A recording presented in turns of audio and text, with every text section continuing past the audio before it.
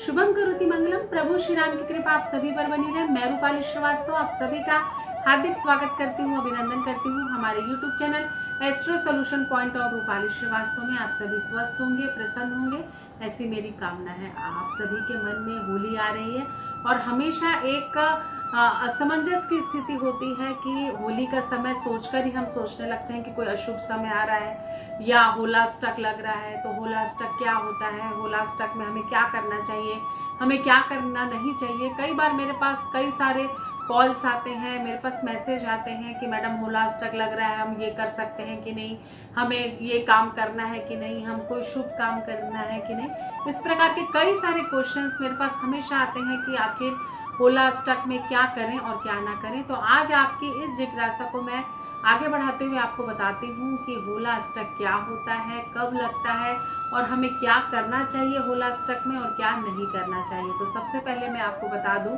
कि फागुन मास की अष्टमी तिथि से होलाष्टक लग जाता है। इस साल 17 मार्च को होलाष्टक शुरू होगा और जो होलाष्टक होता है आपको समझ ही आ रहा होगा कि होलाष्टक मतलब होली के 8 दिन के पहले का समय। तो जो अष्टमी तिथि होती है उस दिन से लेकर पूर्णिमा तिथि तक के होलाष्टक चलता है और पूर्णिमा के दिन जिस दिन होली रहती है उस दिन होलाष्टक खत्म होता है। होलाष्टक में जो पूरे 9 ग्रह होते हैं वो काफी उग्र स्वभाव के हो जाते हैं, जिसके कारण जो ये 8 दिन है ये 8 ग्रहों को कभी सूर्य देव रुष्ट होते हैं, कभी शुक्र देव होते हैं, कभी शनि देव होते हैं, कभी शुक्र देव होते हैं, कभी गुरुदेव होते हैं, कभी मंगल, कभी बुध, कभी राहु, कभी केतु।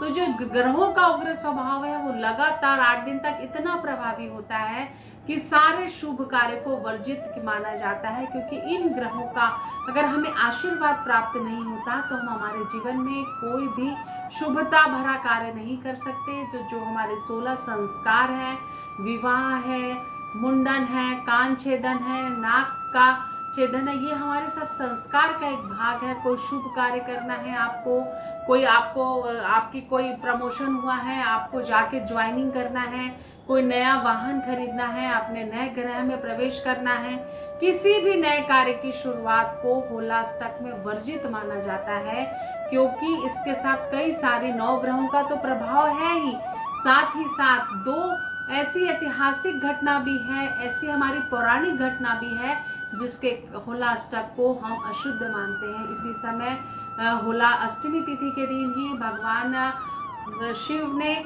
कामदेव ने जब इनके ऊपर बाण चलाया था देवताओं और माता पार्वती के आग्रह से कि भगवान विरक्त अवस्था से अपने गृहस्थ जीवन में प्रवेश करें, तो जब कामदेव ने इन पर तीर चलाया था तब इस समय भगवान शिव ने अपने त्रिनेत्र से कामदेव को भस्म कर दिया था। तो 8 दिन का यही समय था वो जिसमें पूरा संसार शोक में डूब गया था। साथ ही साथ भक्त प्रहलाद को जब होलिका और उसके बुआ, जो उनकी बुआ थी होलिका, और उनके जो पिताजी थे जब पूरी यातनाएं दे रहे थे, और होलिका दहन के दिन जब उनकी बुआ उन्हें गोद में लेकर बैठी, तो जो 8 दिन का ये समय था जब भक्त प्रहलाद, जो कि विष्णु भगवान के अथाह भक्त थे, उन्हें विष्णु भगवान की भक्ति करने से उनके पिता रोक रहे थे। तो ये जो 8 दिन का समय था ये भक्त प्रहलाद को यातनाओं देने का समय था। और पूर्णिमा तिथि के दिन ही, होलिका दहन के दिन, जब होलिका आग में जलकर भस्म हो गई और भक्त प्रहलाद भगवान विष्णु का श्रीमन नारायण नारायण हरि हरि बोलकर दहन से उठ जाते हैं और विष्णु भगवान की भक्ति में लग जाते हैं। तो ये जो समय था ये होलाष्टक का ही समय था। इसीलिए इन जो समयों को, क्योंकि यातनाओं भरा तकलीफ देने वाला समय माना जाता है, इसीलिए सारे शुभ कार्य को इस समय वर्जित माना जाता है। तो आप भी इस चीज को समझ लें कि होलाष्टक होली के 8 दिन पहले लगता है। इस साल 17 मार्च को लगेगा। साथ ही साथ 24 मार्च के दिन हम होली का त्यौहार मनाने जाएंगे। और होलाष्टक में आप कोई भी शुभ कार्य ना करें, ये आपके भविष्य में आने वाले संकट को आमंत्रित करने वाला समय होता है, क्योंकि आपको किसी भी ग्रह का आशीर्वाद प्राप्त नहीं हो पाता। लेकिन होलाष्टक में भगवान का भजन कीर्तन पूजन पाठन सब कुछ आप कर सकते हैं, ये वर्जित नहीं होता। क्योंकि यह समय जब हमारे जीवन में बुरा समय आता है तो हम भगवान के बहुत ज्यादा समीप हो जाते हैं। हम ईश्वर से प्रार्थना करते हैं, हे ईश्वर हमारी रक्षा करना, हमारे परिवार की रक्षा करना, हमारे बच्चों की रक्षा करना।